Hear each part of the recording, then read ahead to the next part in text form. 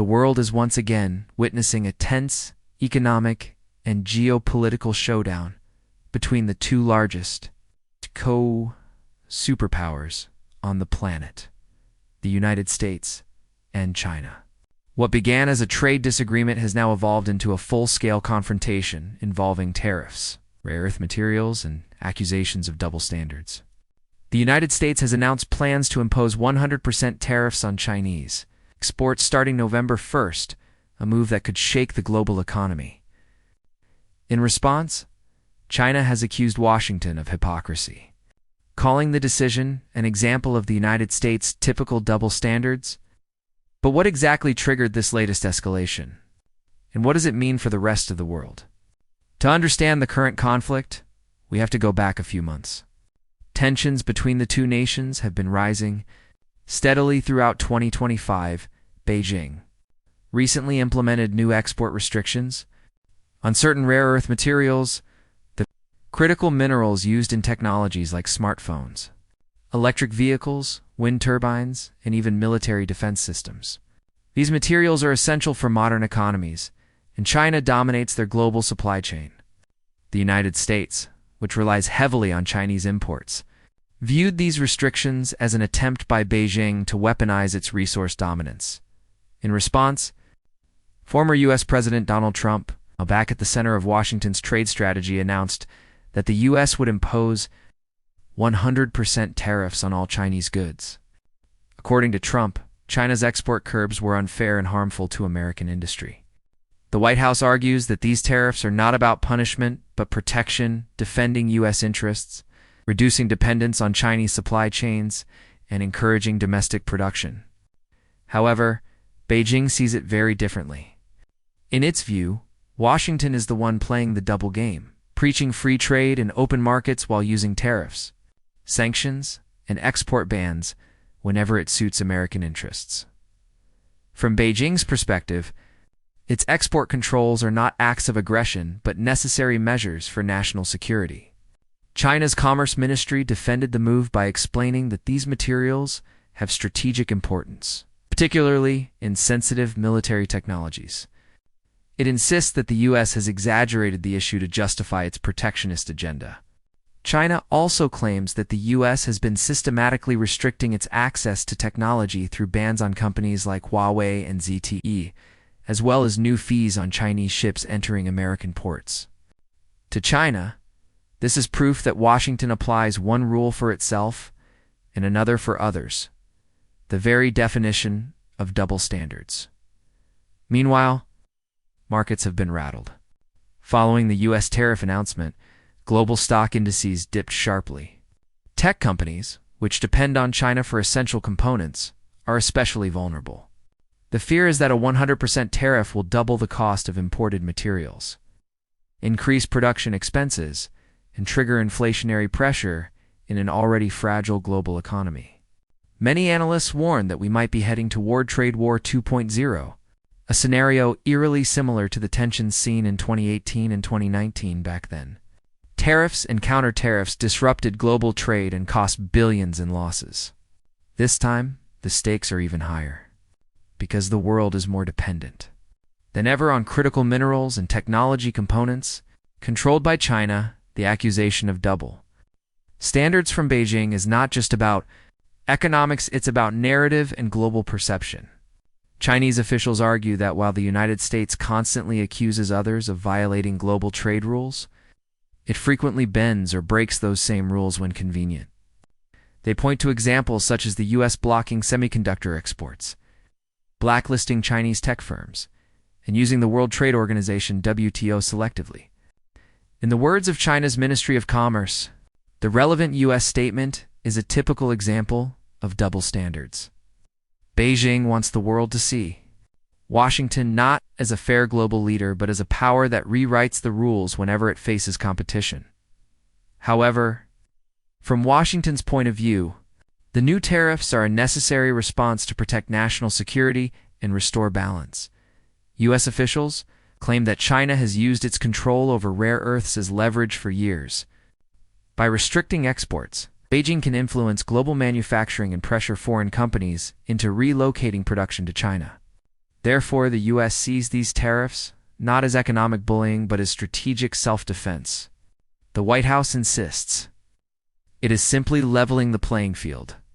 At the heart of this battle lies the question of resource dominance. Rare earth minerals might sound obscure, but they power the modern world's smartphones, electric cars, solar panels, advanced weapons, and even space technology. Without them, most of the global tech industry would grind to a halt. China currently processes nearly 70 to 80% of the world's rare earths, giving it enormous geopolitical leverage. The US, Japan, and Europe have tried to diversify supply, but progress has been slow. So when China hints at limiting exports or tightening controls, it immediately sends shockwaves across industries worldwide.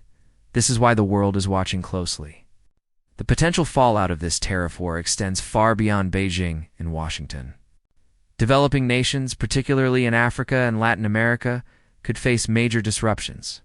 Many of these countries export raw minerals to China, which processes them for global use.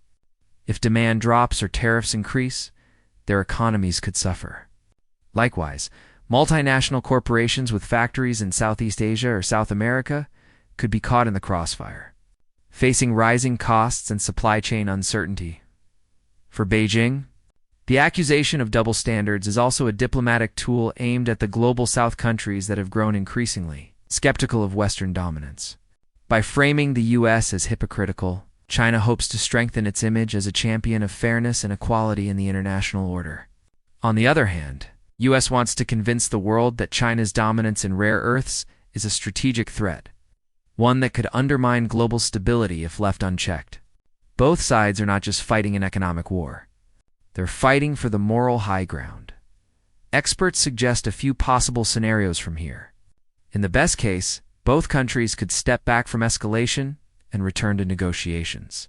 China might delay further restrictions, while the U.S. could reconsider the 100% tariff threat in exchange for transparency and dialogue. This would stabilize markets and reduce global anxiety. Another possibility is a targeted retaliation. China could avoid allowed tariffs but increase bureaucratic barriers for U.S. companies operating in its territory, or selectively raise duties on specific sectors like agriculture or technology. The worst-case scenario, of course, is full escalation, a new trade war that could divide the global economy into two competing blocs. The U.S. and its allies on one side, China and its partners on the other. This decoupling would not only raise costs for consumers worldwide, but also slow innovation, disrupt supply chains, and damage global growth. Beyond economics, this conflict is symbolic of a larger struggle. Who sets the rules of the global order? For decades, the U.S. has been the self-appointed leader of free trade, open markets, and capitalism. But as China's influence has grown, Beijing now challenges that leadership by portraying Washington as inconsistent and self-serving. The double standards. Accusation is part of a broader communication war. A battle for hearts and minds across the developing world. The truth probably lies somewhere in between. Both countries have used trade as a weapon. Both have violated the spirit of free markets when their interests were at stake. Yet the consequences of this new escalation are too large to ignore. The next few months will reveal whether cooler heads prevail or whether both powers continue their dangerous game of economic brinkmanship. For now, China appears cautious. Despite its harsh rhetoric, Beijing has not immediately retaliated with its own tariffs. This restraint might be strategic, a signal that it prefers negotiation over confrontation. Still, it has begun tightening regulations on American companies, especially in the tech and semiconductor sectors, showing that it has plenty of tools to apply pressure without triggering a total trade collapse. In the end, this is not just a story about tariffs and minerals. It's about power, influence, and credibility. It's about who gets to define fairness in the global economy. As the U.S. accuses China of manipulation and coercion, China throws the accusation right back, arguing that Washington's own actions expose its double standards. Both sides claim to be defending fairness, yet both are fighting for dominance. The real losers, unfortunately, may be ordinary people and businesses around the world, those who will bear the burden of higher prices, unstable markets, and slower growth. The battle between Washington and Beijing may reshape trade rules, alliances, and even technological innovation for years to come. One thing is clear. This conflict goes far beyond import duties or export licenses. It's a contest for control over the future, who leads the next industrial revolution, who shapes the world's supply chains, and who writes the rules of the global economy. The United States calls it defending freedom. China calls it resisting hypocrisy. Somewhere in that tension lies the truth and the future of world trade. So, what do you think? Is China right to accuse the United States of double standards? Or is Washington justified in pushing back against Beijing's dominance? Tell us your thoughts in the comments below, and don't forget to like, share, and subscribe for more deep dive analysis into global events that are shaping our future.